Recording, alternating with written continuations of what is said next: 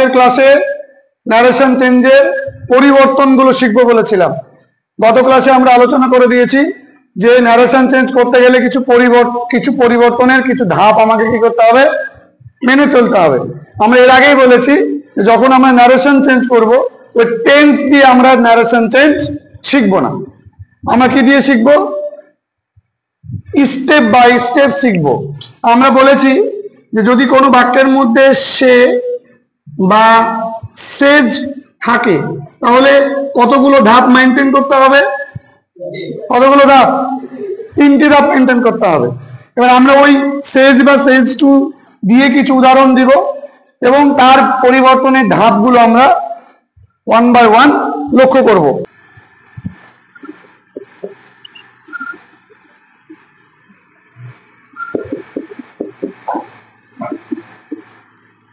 Mita says, I shall call you.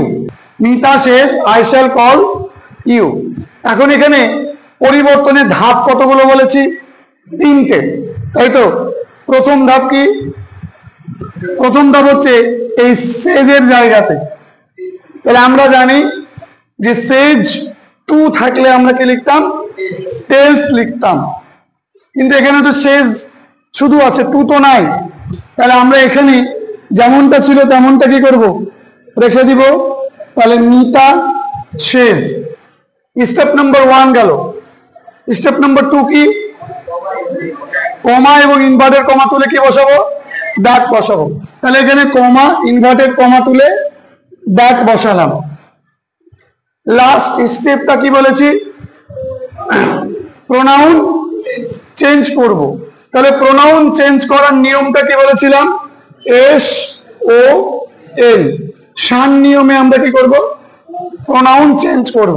কিভাবে, এই যে 1 2 3, এটা ফার্স্ট পারসন, এটা সেকেন্ড পারসন, এটা কি থার্ড পারসন। তাহলে ফার্স্ট পারসন থাকলে চেঞ্জ হবে সাবজেক্ট অনুযায়ী, সেকেন্ড পারসন থাকলে চেঞ্জ হবে কি অনুযায়ী, অবজেক্ট অনুযায়ী, আর থার্ড পারসন থাকলে চেঞ্জ হবে কি অনুযায়ী, নাউন অনুযায়ী। মানে নাউন অনুযায়ী নয়, নো চেঞ্জ হবে, তাই তো। তাহলে আমরা জানি এস মানে সাবজেক্ট, ও মানে অবজেক্ট, এন মানে হচ্ছে নো চেঞ্জ। যারা গতদিন ছিল না তারা ভালো করে বুঝে নিবা যে কিভাবে পরিবর্তন করতে হয়। এবার এই যে আমি লিখলাম, এখানে আমি প্রথমত আই মানে কি, ফার্স্ট পারসন। তাহলে আমি, যারা একেবারে দুর্বল, যারা প্রথম শিখছো, তারা এরকম নাম্বারিং করে নিবা, হলো। এরপরে প্রোনাউন আবার আছে, দেখো ইউটা হচ্ছে সেকেন্ড পারসন, হলো।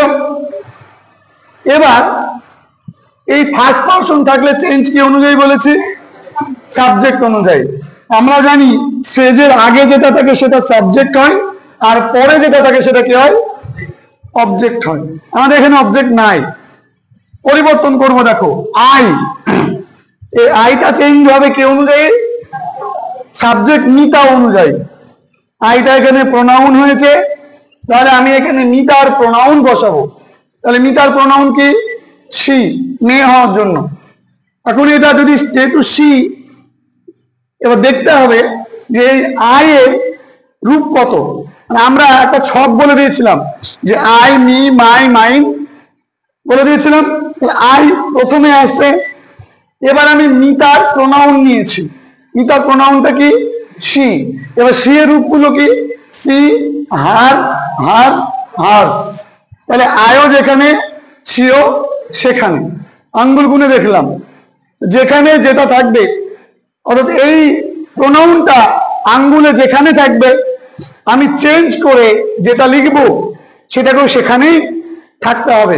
তাহলে দেখো আই আবার সি প্রথমেই আছে, তাহলে আমি এখানে কি লিখে দিব, সি লিখে দিব।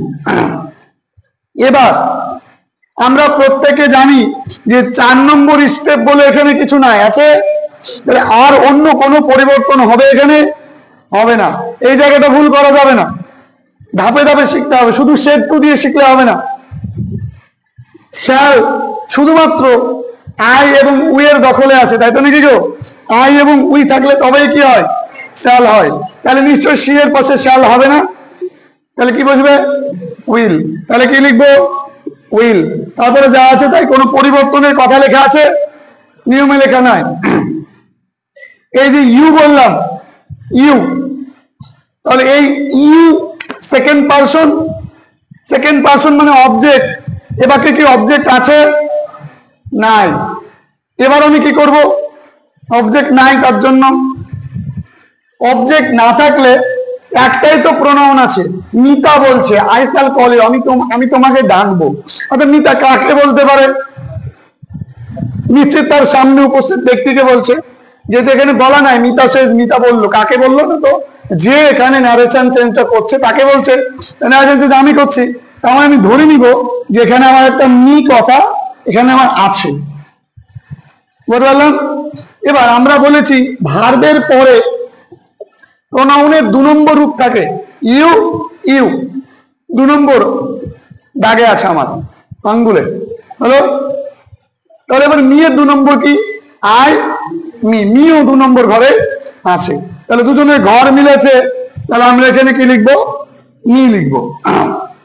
এবার এখানে অনেক ক্ষেত্রে আমরা চাইলে করতে পারি কি, এই যে এখানে মিতা আছে, তাহলে মিতা মানে সি, তাহলে সি এর 2 নম্বর কি?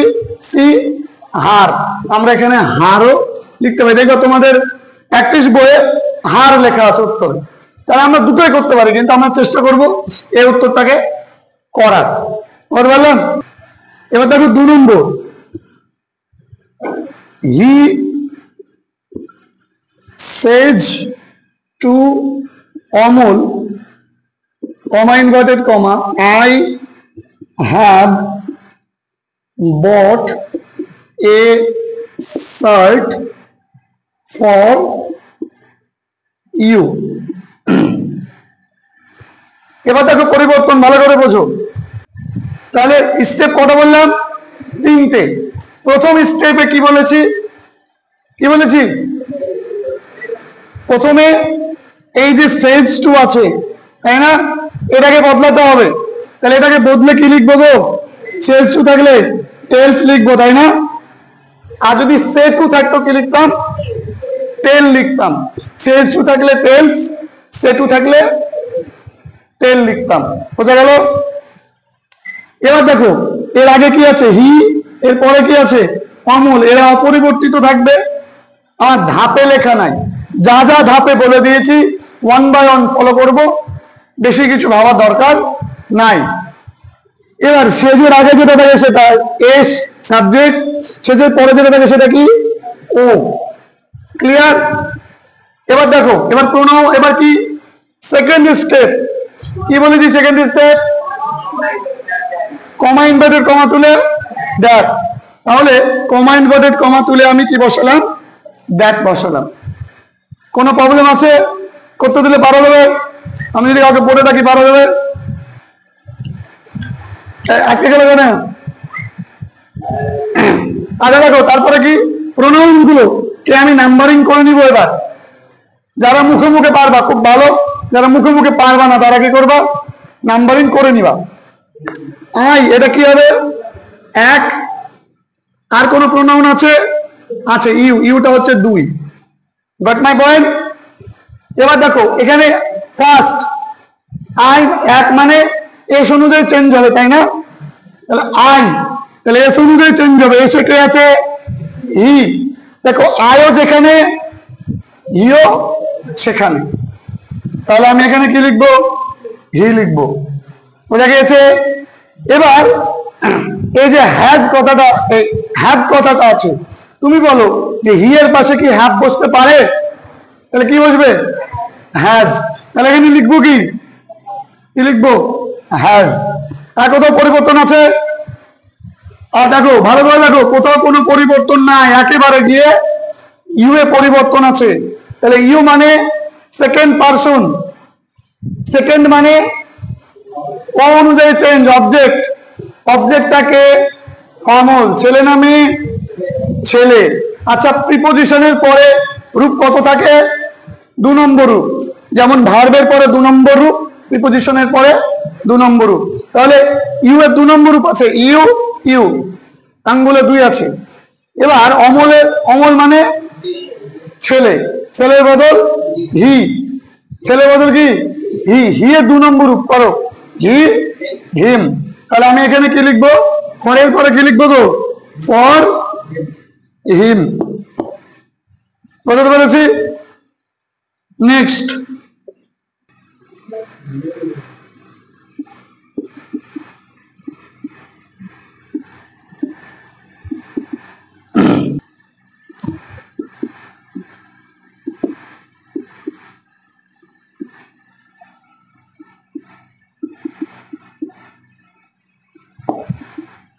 এবার এটা কে কে বলবো বলো, কে বলবা?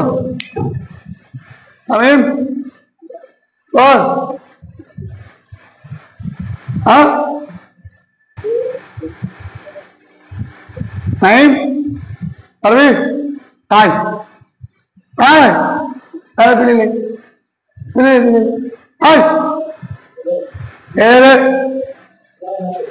এই নাইম এসো, তুমি এসো। কেন বুঝতে পারছো তো? খাতাতে করে দেখাও, সাবধান হয়। আয় ভালো করে দেখো, পরিবর্তন করছে সেটা দেখো, বড় বড় করে লিখবি। এবার ডাকবো তৌকিরকে, রেডি হও।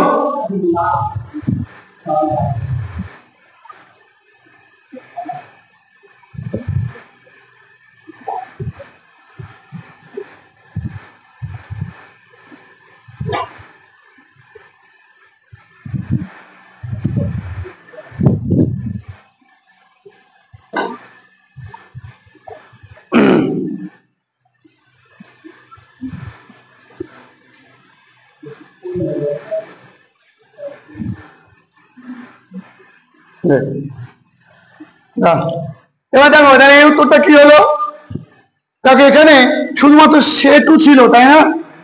তাহলে সেতু থাকলে আমরা কি লিখবো, তেল লিখবো, তাই লিখেছে। সেতুর জায়গায় কি লিখেছে, তেল। আচ্ছা, এরপরে কমা ইনভার্টেড কমা তুলে কি দ্যাট, এই দ্যাটের পরে প্রোনাউন চেঞ্জ করেছে, এই আইটা কিভাবে চেঞ্জ হয়েছে গো, দা বয় অনুযায়ী চেঞ্জ হয়েছে, তাই তো? তাহলে আই দা বয় মানে ছেলে, ছেলের বদল কি বসেছে, হি বসেছে, আর কোথাও পরিবর্তন ছিল না। তাহলে ওয়েন টু যা ছিল তাই লিখে দিয়েছে। এবার আমরা অনেকে ভুল করি কোথায়, এই যে ইয়ে স্টারটা দেখেছি, এই স্টারটা দেখে আমরা কি করেছি, দা প্রিভিয়াস ডে লিখে দিই, আর যেই প্রিভিয়াস ডে লিখে দিব অমনি কি হবে, এটা আমাদের ভুল হবে। বুঝতে পারলাম তো? যখন আমরা দেখব যে আমাদের প্রশ্নে সেজ টু বা সে টু লেখা আছে, তখন 3টে স্টেপ হবে। প্রথমত কি, সে থাকলে সে লিখবো, সেজ থাকলে সেজ লিখবো, সেজ টু থাকলে এস লিখবো, আর সে টু থাকলে এল লিখবো। 2 নম্বর স্টেপ, কমা ইনভার্টেড কমা তুলে কি বসাবো, দ্যাট বসাবো। 3 নম্বর স্টেপে শুধুমাত্র আমরা প্রোনাউন চেঞ্জ করব। এই প্রোনাউন চেঞ্জ করার সময় যদি আমরা প্রোনাউন চেঞ্জ করছি, তখন আমরা যেমন আই ছিল, আইটা তো চেঞ্জ হয়ে হি হয়ে যাচ্ছে, এবার আয়ের পাশে হাফ বসে, কিন্তু হি এর পাশে তো বসে না। ওই রকম পরিবর্তন করতে হবে, কিন্তু কোন রকম অন্য কোনো ওরকম পরিবর্তন করা যাবে না। বলছি কথা, আজকের পর থেকে এই জায়গাটা খুব ভালো করে মনে রাখতে হবে, কারণ মাধ্যমিক পরীক্ষাতে মাদ্রাসা বোর্ড এবং স্কুল বোর্ড দুটো জায়গাতে এই নিয়মটা কিন্তু খুব গুরুত্বপূর্ণ। কারো অসুবিধা আছে কি বল? নাই তো? করতে দিলে পারবি তো সবাই?